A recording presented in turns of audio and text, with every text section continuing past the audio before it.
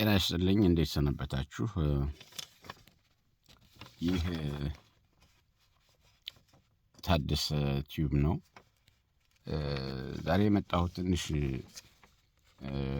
በአማራ ፋኖ ብሔራዊ ኃይል የተሰጠውን መግለጫ ላይ ትንሽ ማብራሪያ ለመስጠት ነው፣ ወይም ደግሞ ያለኝን ሀሳብ ሸር ለማድረግ ነው የመጣሁት እና መግለጫውን ሙሉ በሙሉ አላነበውም፣ ምክንያቱም ሁሉም ሰው ሰምቶታል ብዬ ተስፋ አደርጋለሁ። እኔ ማየት የፈለኩት ሁለት በአጠቃላይ እንደራደራለን ብለው በመግለጫ ደረጃ እንደራደራለን ማለታቸው ጥሩ ነው። ምክንያቱም እደራደራለሁ እያልክ የአደራዳሪዎችን ፍላጎት እና ፈቃድ ወይም ደግሞ ፍላጎት እያሟላህ ነገር ግን ጥያቄዎችህን ደግሞ እያቀረብክ በጎን ደግሞ ትግል ታካሄዳለህ። ይህ ነው በትክክለኛው አካሄድ። የድርድር በሩን መዝጋት ግን እንደ አመፀኛ ስለሚያስቆጥር አይደራደሩም የሚል ድምዳሜ ላይ ከተደረሰ አስቸጋሪ ስለሚሆን ዞሮ ጦርነት መቋጫው ድርድር ነው የሚሆነው። ከዚህ አንፃር እንደራደራለን ማለታቸው ጥሩ ነው፣ ፖዚቲቭ ነው። ይሄን እንደዛ ወስጄዋለሁ። ነገር ግን በሰጡት ኤርቪን ማቲንጋ በሰጡት መልስ ላይ ቅድመ ጥያቄዎችን አቅርበዋል። ያው እነዚህ ጥያቄዎች ከዚህ በፊት የአማራ ህዝባዊ ድርጅት ከሰጠው መግለጫ ወይም ካቀረበው ጥያቄ ብዙም አይለይም። ምናልባት ሁለት ነገሮችን ጨምረዋል ወይም ደግሞ በስተት አቅርበዋል ብዬ ነው የምወስደው። እኔ ስህተት ናቸው እነዚህ። እነሱን አነባለሁ። አንድ ምን ይላል? የአማራ ክልል ፖለቲካና የጸጥታ ኃላፊዎችን ከስልጣን ማባረርና ሰላማዊ ስልጣኑንና በፋኖ አደራዳሪነት ለሽግግር አስተዳደር መሸጋገር ይላል። አሁን ይሄ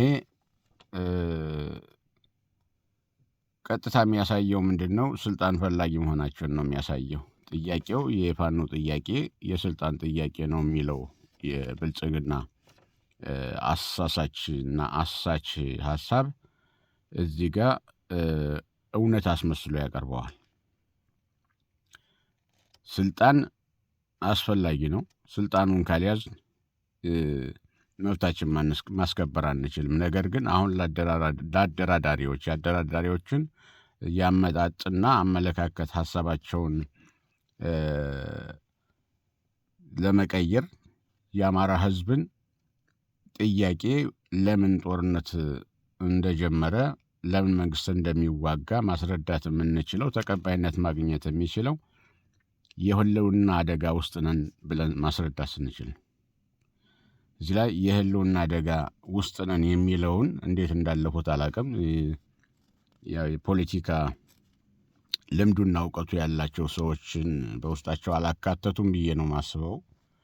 ስለዚህ ይህ ጥያቄ የስልጣን ጥያቄ ነው ወደሚል አዝማሚያ እንዳይሄድ መደረግ ያለበት የህልውና ጥያቄ የአማራ ህዝብ የህልውና አደጋ አለበት ተብሎ ቢስተካከል ብዬ አስተያየቴን እዚህ ጋር እሰጣለሁ። ምክንያቱም ይሄ ስልጣን ፈላጊዎችና ብአዴንን ተክተው ክልሉን ማስተዳደር የሚፈልጉ ኃይሎች እንደሆኑ ተደርጎ ነው የሚወሰደው። ሌላው ከዚህ ጋር ተያይዞ የሚሄደው ደግሞ የብሔር ፖለቲካውን የማስቀጠል አይነት ፍላጎት ያላቸው ይመስላሉ። ይሄ ህገ መንግስቱ በብሔርና በቋንቋ መሰረት አድርጎ የተቋቋመው ህገ መንግስት ዋናው የሰላማችን ጸረ ሰላም የሆነን የአብሮነታችን ጸረ አብሮነታችን የሆነው ህገ መንግስቱ ነው። እሱ ነው ዋናው መፍረስ ያለበት። እሱን በዚህ ጥያቄ ውስጥ አላካተቱ። ህገ መንግስቱ ይሻሻል አላሉ። ህገ መንግስቱ ይሰረዝ አላሉ። ሁለቱንም እነዚህን ሀሳቦች አላካተቱም።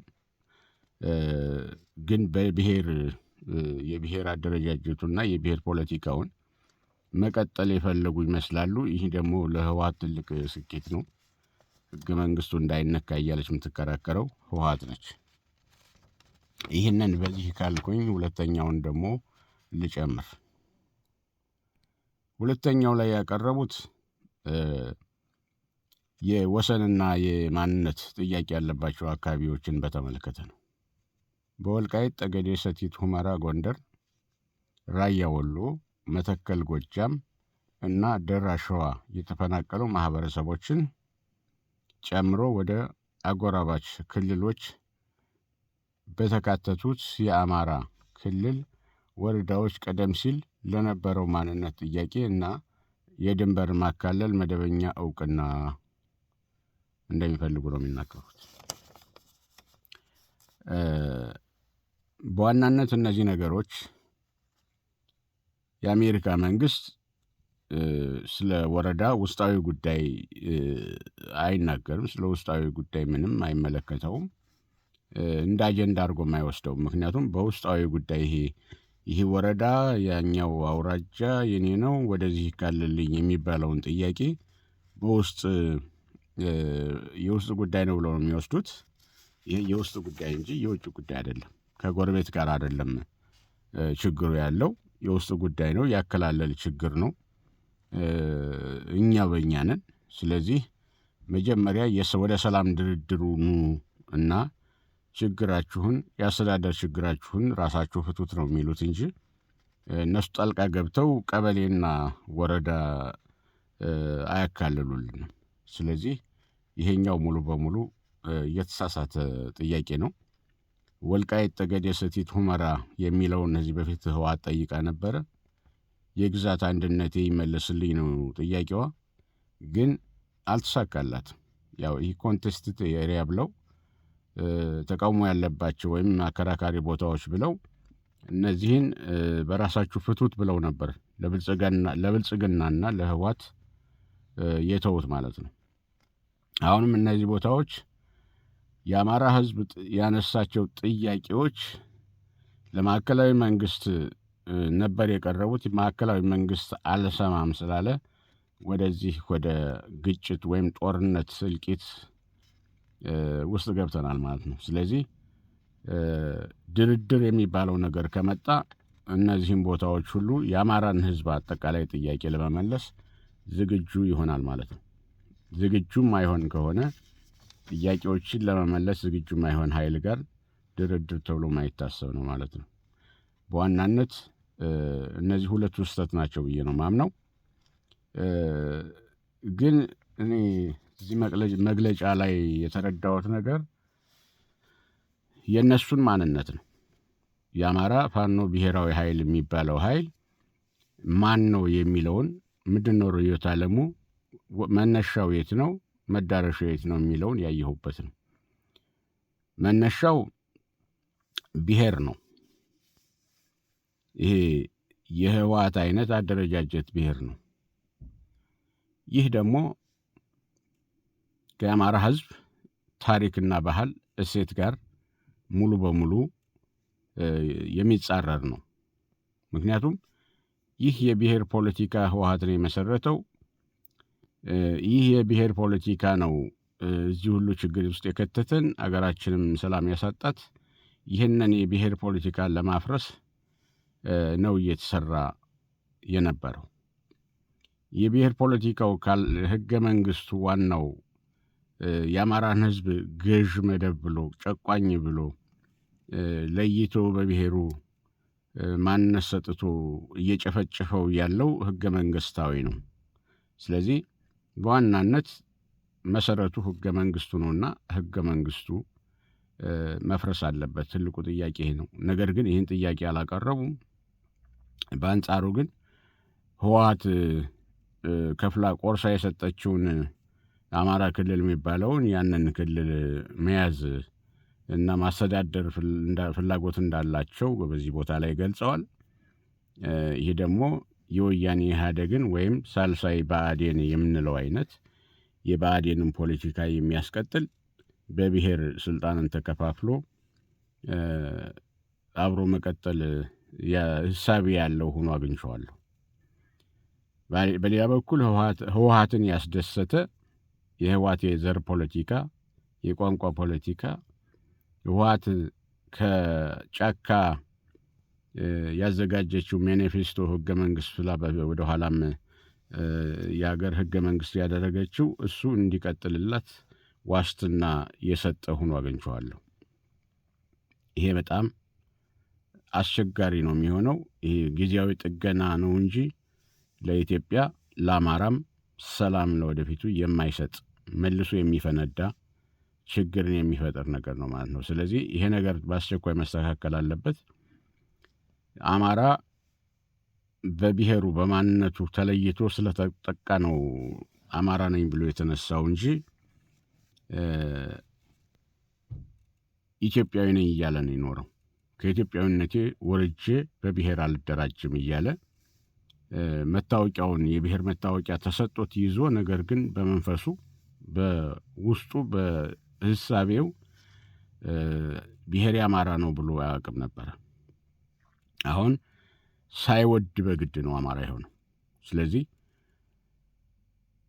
የጓድ እስክንድር የታላቁ እስክንድር ህሳቤ መነሻችን አማራ መዳረሻችን ኢትዮጵያ ሲል አማራን በአማራነት በብሔሩ እየተጠቃ ስለሆነ ይህንን ብሔር አደራጅተን አማራን አደራጅተን ይህን አደጋ ያንጀበበውን አደጋ አስወግደን ከዛ ደግሞ ኢትዮጵያን አድነን ምንፈልጋትን ያችን ታሪካችን የአባቶቻችን ኢትዮጵያ የእምዬ ምኒልክን ኢትዮጵያ እንደገና መልሰን እናጸናለን ነው ህሳቤው።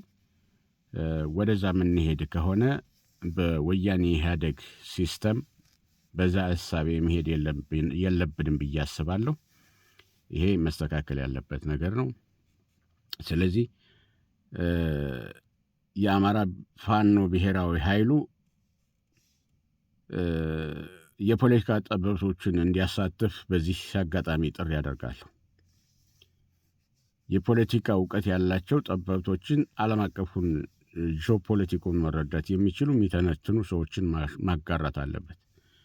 ወታደር ኃይል ብቻ ነው ያላቸው። ይሄ በፖለቲካው ጠበብቶችን ወደፊት ሲመጡ አላየሁም። ይሄ ችግር የተፈጠረውም ከዛ የተነሳ ነው። የፖለቲካ ጠበብቶችን ወደፊት ማምጣት መቻል አለባቸው። ይሄ አደረጃጀታቸው ደግሞ ገና እንደ ጅምር ቤት ነው እንጂ ተሰርቶ ያለቀ አይደለም። ተሎ ብሎ በፍጥነት ነገሮች ሁሉ እየፈጠኑ ስለሆኑ በአጭር ጊዜ ውስጥ መሪ ይዘው መምጣት አለባቸው ብዬ ደግሞ አስባለሁ፣ እመክራለሁ።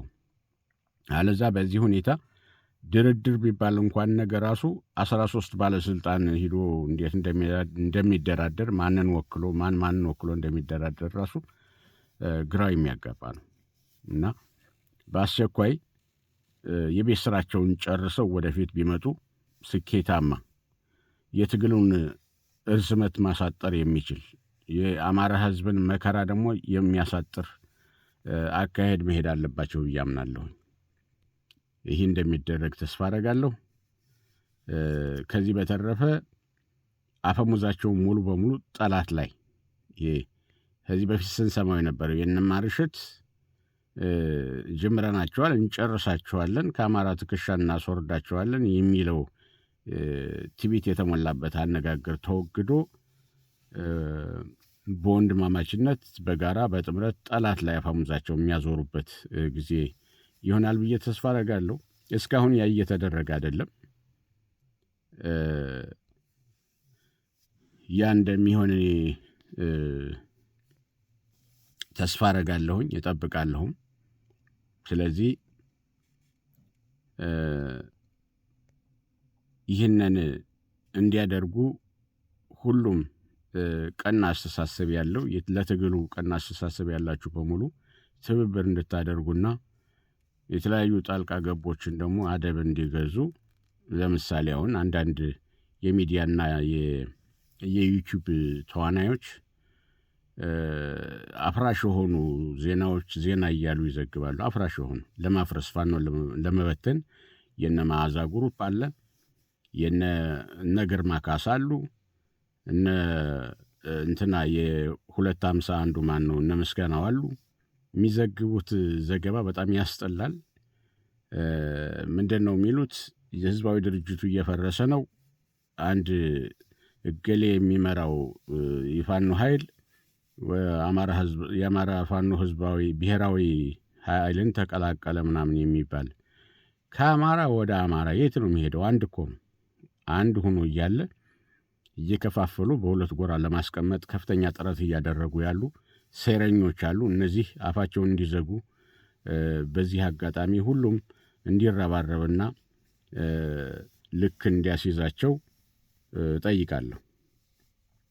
የአማራ ትግል ድል አድርጎ አማራ ሰላም ሲሆን እነዚህ ሰዎች የሚበሉት በዩቲዩብ እይታቸው ቀንሶ የሚበሉት የሚያጡበትና ጎዳና ተዳዳሪ የሚሆኑበት ጊዜ እንደሚመጣ እርግጠኛ ነኝ።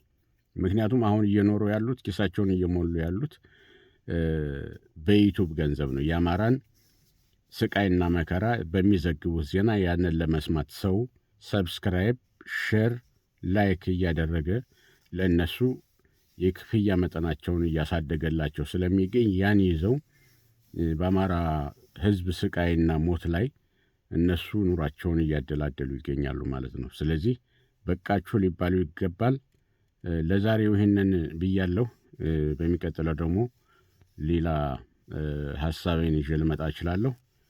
በተለይ ይህ አደረጃጀት ጠንክሮ ወደፊት መምጣት አለበት።